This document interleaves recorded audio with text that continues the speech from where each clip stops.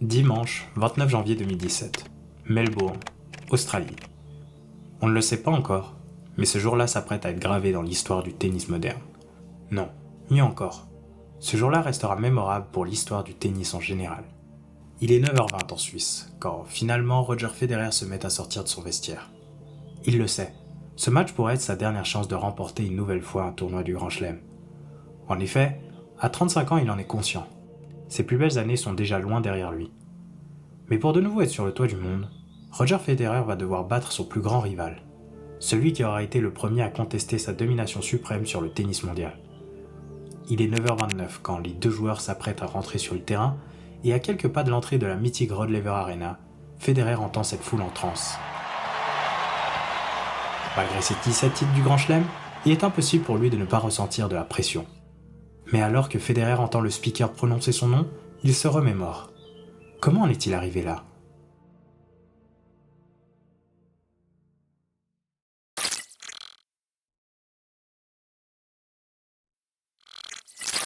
On est en 2016. Roger Federer était alors numéro 3 mondial. Le Suisse vient de sortir d'une saison 2015 plutôt ok avec 6 titres engrangés et plusieurs finales de Grand Chelem à son actif. Des standards plutôt élevés pour n'importe quel joueur. Cependant, Federer n'est pas n'importe quel joueur. Contrairement à quelques années auparavant, le Suisse ne fait plus vraiment office d'épouvantail, notamment dans les tournois du Grand Chelem. En effet, ce rôle de maître incontesté du tennis est désormais plutôt réservé au Serbe Novak Djokovic. Si Federer réussit toujours à se hisser dans le dernier carré ou en finale, son dernier titre du Grand Chelem, lui, remonte à sa victoire à Wimbledon en 2012. Depuis, plusieurs affrontements entre Federer et Djokovic ont eu lieu en finale des différents tournois du Grand Chelem. Si le Suisse est allé jusqu'au 5e set lors de la finale de Wimbledon 2014, l'écart entre les deux joueurs n'a de cesse augmenté avec le temps, et ce, surtout durant les 4 majeurs. On peut citer la revanche à Wimbledon 2015, où malgré deux premiers sets plutôt serrés, le Serbe va finir par remporter la finale sans être véritablement inquiété par Federer. On peut également citer l'US Open 2015 qui verra une tendance similaire. Bref, la hiérarchie est claire. Il y a Djokovic et puis les autres. Cela nous mène donc à la saison 2016. Une année spéciale pour Federer qui veut chercher l'un des derniers titres manquant à son immense palmarès, la médaille d'or aux Jeux Olympiques. Rapidement, le Suisse entame donc sa saison par une défaite en finale du tournoi de Brisbane face au Canadien Milos Raonic. Un résultat mitigé, même si à cette période, le Canadien est un très bon joueur pouvant rivaliser avec les meilleurs, surtout sur les surfaces rapides. Ensuite, le Suisse va continuer sa saison avec le premier Grand Chelem à l'Australian Open. Dans ce tournoi, il parvient à se hisser en demi-finale. Une demi-finale qui perdra face à qui ? Une fois de plus, Federer va devoir s'incliner face au roi de Melbourne. Et ce, malgré quelques points fabuleux.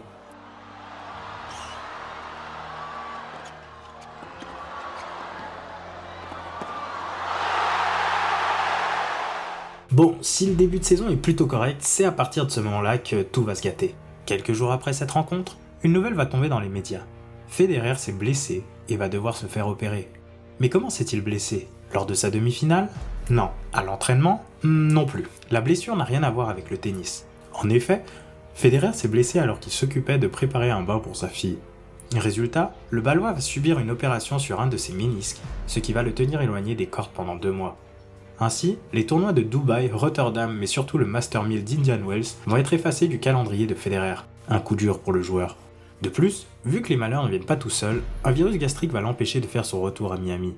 C'est donc après 2 mois et demi d'absence que le Suisse va enfin faire son retour au tournoi de Monte-Carlo, dans lequel il va s'incliner en quart de finale face à Joe-Wilfried Tsonga. Et cette fois-ci encore, une nouvelle blessure pour Federer, avec ce muscle qui constitue le véritable talon d'Achille du Balois, le dos. Malgré un petit retour au Master 1000 de Rome, le Suisse, encore souffrant de son dos, va annoncer son forfait pour le tournoi de Roland-Garros, aux grandes dames de ses supporters. Federer doit ainsi renoncer à un Grand Chelem après 65 apparitions consécutives dans le tableau final d'un Grand Chelem. Est-ce que vous vous rendez compte à quel point cette statistique est effrayante ? En effet, cette statistique signifie que depuis l'US Open 1999, Federer a participé à tous les Grands Chelems sans en rater un seul. Pour vous dire, à cette période, j'étais même pas encore né. Vient alors la partie de saison sur gazon, avec en ligne de mire le jardin du Suisse, le tournoi de Wimbledon. Pour se préparer au tournoi londonien, Federer fait le choix de participer au tournoi de Stuttgart et bien sûr, à celui de Halle. Là encore, 2 éliminations en demi-finale face à 2 jeunes espoirs, des certains Dominic Thiem et Alexander Zverev. Autant vous dire que pour entamer Wimbledon, c'est pas le top. Parce que oui, normalement, dans ce genre de tournoi, il y a au moins un titre à la clé pour le Suisse. Federer entame donc son tournoi londonien par une entrée en matière plutôt compliquée face à l'Argentin Guido Pella. Un match qu'il remporte toutefois 7-6, 7-6, 6-3, ce qui ne rassure absolument pas les fans. Malgré ce premier tour compliqué, le Suisse va par la suite monter en puissance en écrasant tour à tour les Britanniques Willis et Evans, avant de balayer l'Américain Steve Johnson. Bon, il est vrai que Federer arrive plutôt facilement en quart, mais quand on regarde les adversaires qu'il a battus, difficile d'être fixé sur son réel niveau. Et ça tombe bien.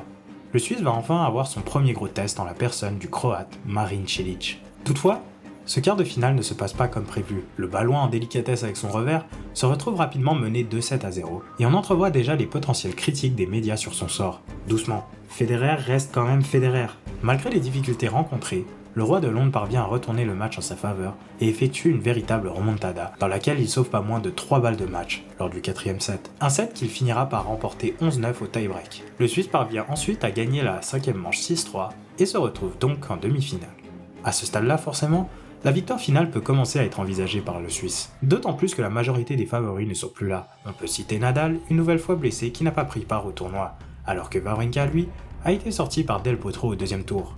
Mais surtout, ce qui rend la tâche plus abordable pour le Suisse, c'est l'élimination surprise de sa bête noire des dernières éditions, Novak Djokovic, tombé face à Sam Querrey.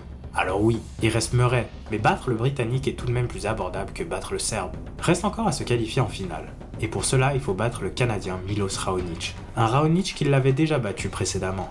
Après une première manche perdue 6-3 où il peine à lire le service de Raonic, Federer parvient à remporter un tie-break important, puis enchaîne avec le gain de la 3ème manche. À ce moment, on sent que Federer a le contrôle du match, mais qu'il doit encore parvenir à breaker le Canadien. Et justement, des opportunités, il va en avoir 3.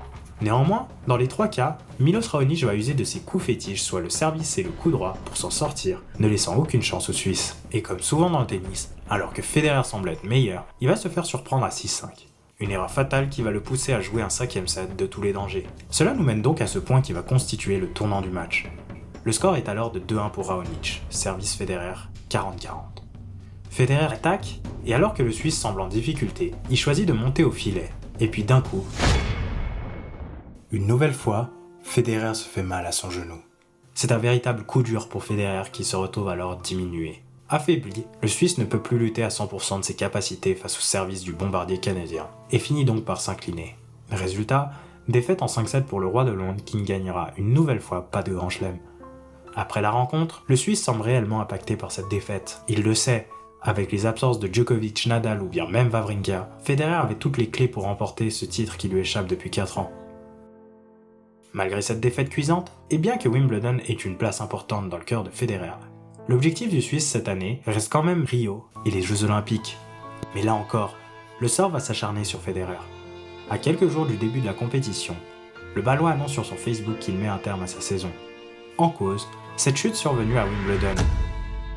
C'est donc un véritable coup dur pour lui, forfait, mais surtout fin de saison pour le Suisse, ce qui équivaut à faire l'impasse sur les tournois des Jeux Olympiques, l'US Open et enfin le Master. C'est donc dans ce contexte que se clôture la saison 2016 de Federer, une année difficile où le Balois aura eu de nombreux pépins physiques, de nombreuses déceptions, ainsi que 0 titre à son actif.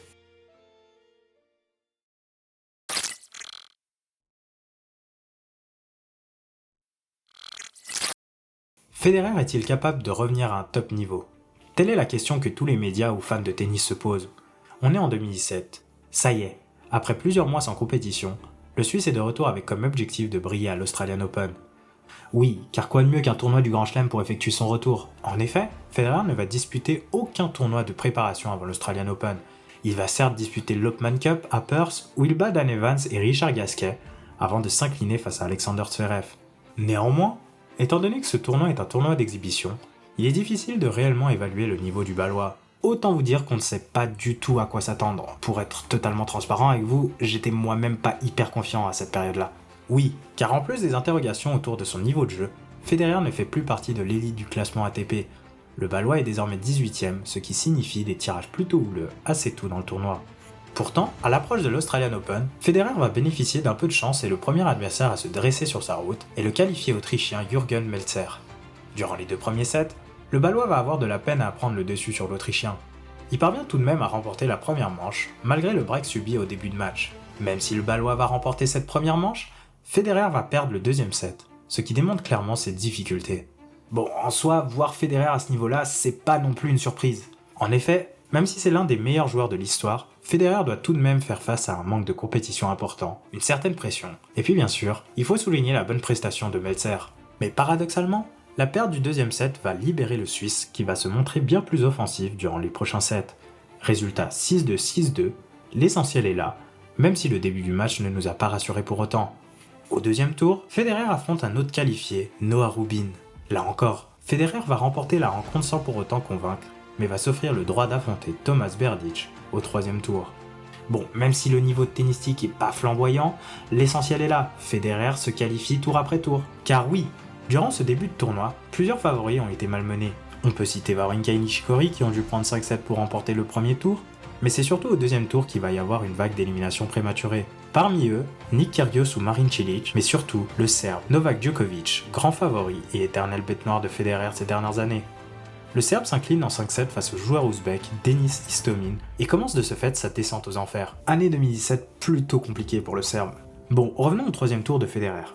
Il le sait, s'il veut continuer son tournoi, il va falloir élever son niveau de jeu. Vous vous en doutez, si je fais cette vidéo, c'est que notre champion national ne va pas faillir à sa mission. Oui, Federer va écraser le Tchèque en 3-7, 6-2, 6-4, 6-4 en 1h30, le tout en ne concédant aucune balle de break. Même si Berdych n'a clairement pas joué son meilleur tennis, un coup semble avoir évolué chez le Suisse. Son revers, autrefois talon d'Achille du Balois, a totalement été métamorphosé et est désormais plus agressif que jamais. On arrive en huitième de finale où Federer doit une nouvelle fois affronter du lourd, le japonais Kei Nishikori. Le match commence plutôt mal pour Federer. Rapidement, Roger se fait breaker par le japonais, puis pire encore double breaké. Nishikori joue bien. Il sait se montrer agressif alors que Federer a de la peine avec sa première balle, mais surtout a de la peine à bien se déplacer. Résultat, le Suisse se retrouve rapidement mené 4-0, puis 5-1. Bon, il est quand même capable de sortir quelques merveilles, je vous laisse apprécier.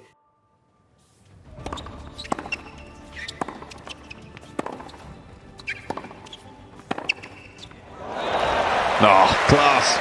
Quoi qu'il en soit, le Balois est bien loin de son niveau face à Thomas Berdych. Federer va enfin rentrer dans sa partie et refaire son retard. 5-2, 5-3, 5-4. Puis finalement réussir à décrocher un tie-break. Un tie-break qui sera malheureusement gagné par Nishikori, une manche à 0. À partir de là, Federer va continuer sur sa lancée et va considérablement élever son niveau de jeu. Il ne va pas hésiter à monter au filet, se montrer plus agressif et surtout va réussir à passer plus de premières balles. Forcément, pour le japonais, les choses se compliquent. Mais Nishikori ne cède pas, et les deux joueurs vont offrir un magnifique spectacle au public de la Rod Laver Arena.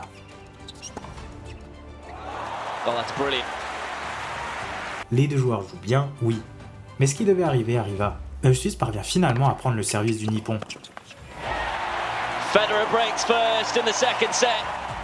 Avec ce break d'avance, Federer va ensuite dérouler et remporter le deuxième set, 6-4. Durant le troisième set, Federer va continuer à mettre Nishikori sous pression avec son jeu particulièrement agressif, et à ce moment-là, on se dit alors que Federer va sûrement accéder aux cartes sans trop de soucis. Eh bien, raté. Oui, Federer continue à être étincelant et parvient à étouffer son adversaire. Oh, he's made it. Mais le Balois ne va pas réussir à convertir ses balles de break. Et comme souvent dans le tennis, quand on ne convertit pas ses occasions, on finit par le regretter. Sur le seul jeu où Federer laisse une ouverture, le numéro 5 mondial parvient à saisir l'opportunité pour breaker le Suisse. Nishikori continuera à s'accrocher à son service, résultat 6-4, et nous voilà donc embarqués pour une cinquième manche. Même s'il y a 2 sets partout, on ressent quand même une certaine supériorité de Federer. On sait que s'il serre sa garde au moment important et qu'il parvient à faire le break, l'issue de ce cinquième set devrait être plutôt claire. Une question subsiste toutefois dans notre tête. Va-t-il tenir physiquement ?